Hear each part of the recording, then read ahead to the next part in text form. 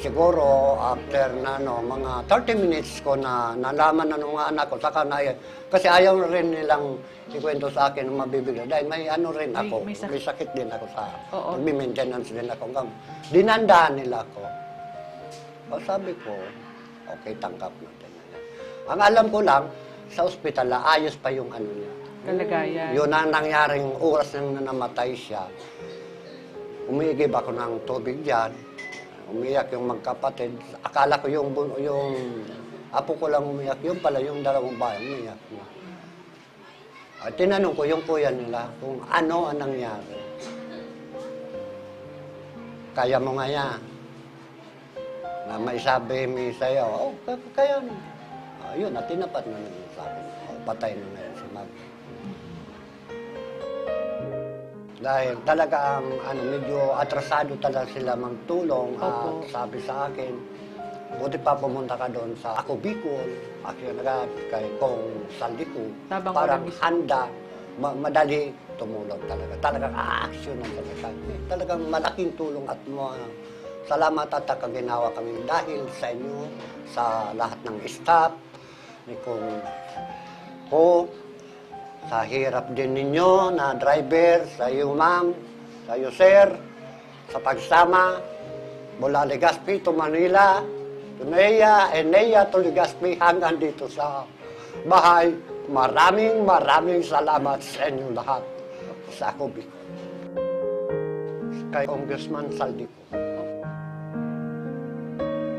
Labis naman ang pasasalamat ng buong pamilya ni Charito sa Ako Bicol tabang ora mismo ni Congressman Saldico dahil hanggang sa huli ay hindi sila iniwan at pinabayaan.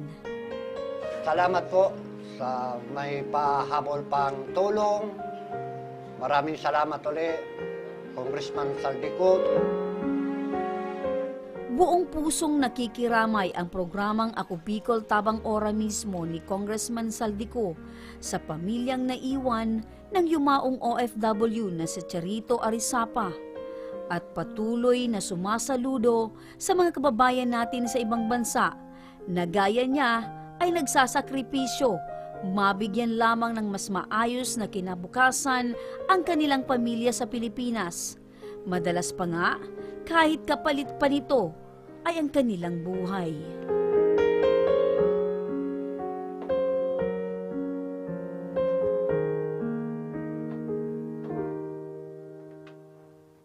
Ayun. Partner. So, yung bangkay ni nanay ay naiuwi na sa kanyang pamilya. Bagamat damang-dama natin partner yung pagdadalamhati at lungkot ng pamilya, pero masaya rin sila dahil naiuwi yung bangkay ng nanay nila. Parang kanina habang pinapanood ko partner yung buong kwento, hanggang doon sa nakauwi na yung bangkay ni nanay, doon sa kanyang pamilya. Damang-daman natin partner yung lungkot na parang yung gusto lang nalaga ni nanay ay mabigyan niya ng magandang buhay ang kanyang pamilya. Pero ganon talaga yung buhay partner. Sa hindi inaasahang mga pangyayari, dumarating talaga yung babawian ka ng buhay. Kaya yung medyo pagkaantala ng pag-uwi ng programa, maaari po kayong magsadya sa aming tanggapan sa ground floor ng Embarcadero de Legazpi Victory Village, Legazpi City. Bukas po ang aming tanggapan mula Lunes hanggang Sabado alas 8 ng umaga hanggang alas 5 ng hapon. Sa mga nasa Metro Manila naman po at kalapit na lugar, maaari rin po kayong humingi ng tulong sa Action Co Center sa North Wing ng Batasang Pambansa. Magpunta lamang po kayo tuwing araw ng Lunes alas 8 ng umaga hanggang alauna ng hapon. Maaari din kayo magpadala ng mensahe sa aming official Facebook page na Ako Bicol tabang ora mismo. Kahit anong reklamo po ay aming tinatanggap. Huwag niyo rin pong kalimutan i-follow ang aming mga official social media account. Sa aming Facebook account, Ako Bicol tabang ora mismo ni Congressman Saldico. Sa amin naman na YouTube, Ako Bicol tabang ora mismo. Meron din po kaming TikTok account at Ako Bicol tabang ora mismo. Hanggang bukas mga ka-aksyon, sama-sama nating aksyonan ang mga problemang medikal at legal. Ako po si Remy Araneta Mindones. Ito po ang programang may paninindigan, patuloy na tutugon sa inyong pangangailangan. Ako naman po si Joshua Martinez, Mr. Sira. Maraming salamat. God bless Bicolandia. Mabuhay. Magandang hapon at salamat. Ito ang Tabang Ora Mismo. Action ko sa mga nangangailangan. Action ko lahat ay dadamayan. Noon at ngayon tayo'y sinamahan. Aksyon ko patuloy na magsisilbi. Aksyon ko sa mga nangangailangan. Aksyon ko lahat ay dadamayan.